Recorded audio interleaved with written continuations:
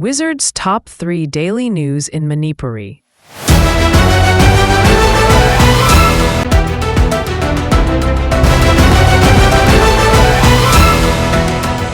Manipur miyamgi yaifana batawgani lanna sohlaba imung khuding makkidamakta lebli murmu Manipur miyamgi yaifana batawba haibisi aikoi itawni hairaduna state asigi lanna sida sohlaba imung khuding makta lebli haina president Draupadi Murmu na phongdokre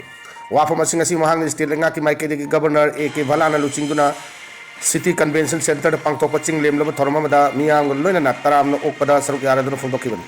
president hai Manipur da thokliba laibak thiba violence asi yamna laibak thibani adubu Manipur ki miyamgi yaifana batawak tawba haibisi aikoi gi ithawni aikoi gi lengak na conflict asida sokhalaba imung khuding makki lepkani union lengak na Manipur da tangdu laitadana lairiba asi nungai yaifaba puraktuna chawkhat lamjel da mang thanaba kana honari manaba mi engda yengduna Manipur gi mafam khuding makta chawkhat thorang paikali amasung hena fanabasu honakigani haiki Manipur asi South East Asia ki sanatong amani haina singtharaduna labdam asigi naha culture amasung nat ki phajaba kayana mapan naidana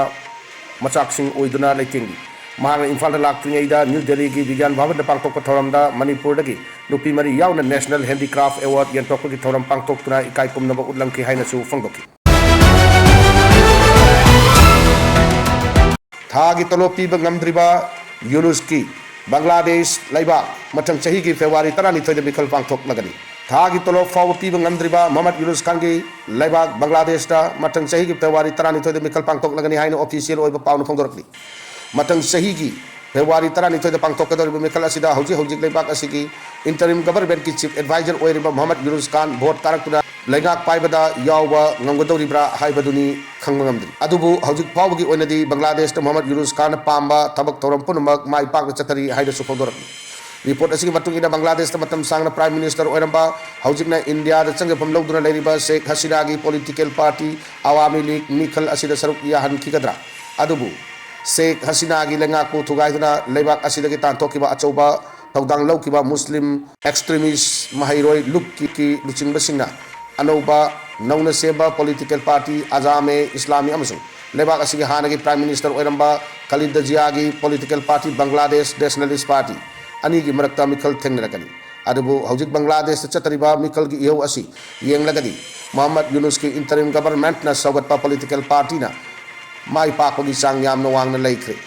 adubu ningsingba yabadi Sheikh Hasina gi machanupana karigumba mikal asida Awami League political party da saruk ya handrabadi laibak asida mikal pangtok haloi haina phongdorak kibalai krabadi mikal asida Awami League masing yam laba thomi singna iyo horok pasu yai haidi lengak sem nabagi manglanda MLA sing Delhi da paisina dauri PR sangdok ringai lengak sem lagani source BJP ki makok thongbo official singna torakpadagi state asida anoba lengak amma sem lagani haibagi manglanda BJP ki MLA punmakta asigi tara hundoida Delhi da paisina gadauri matang chahi February tara hundoida loigadauri ba president rule asigi mamangda suksoi soidari state asida anoba lengak sem lagani haina BJP Manipur Pradesh ki machin chatpami amana fogdoraki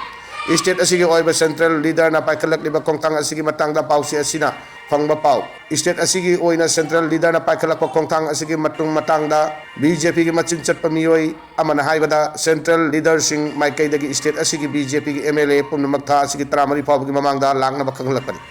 BJP ki MLA pumnamak korakpa oibana kuki MLA sing su saruk yaba yana lei makoi su luchingba sing na tore I haibagi pau lei party ki oiba awang thaki oiba mifam aduda kadai da pangthok kadori bano haibadu chapchana kangmangamdri aduba party ki office ta pangthok pa yana lei mifam aduda state asida anobalanga masem lagi matang da su khanarba yai loina na maite yabadi kuki ki MLA singi maikai dagi mot su lawraba yai hojik pawgi oina state asida kanana chief minister ki fam pair kadabano haibadu thangdi central na leblakpa firepta aikoi ki maikai dagi su adumak yagadi hojik state asida chief minister ki fam tanaba MLA kamarum lei pada kanna CM oina ba chi chang choi chang tawraba su center na leblak pa firep aduna aroiben lengak sem lagani haibasi January tha yaudaba yana lei hai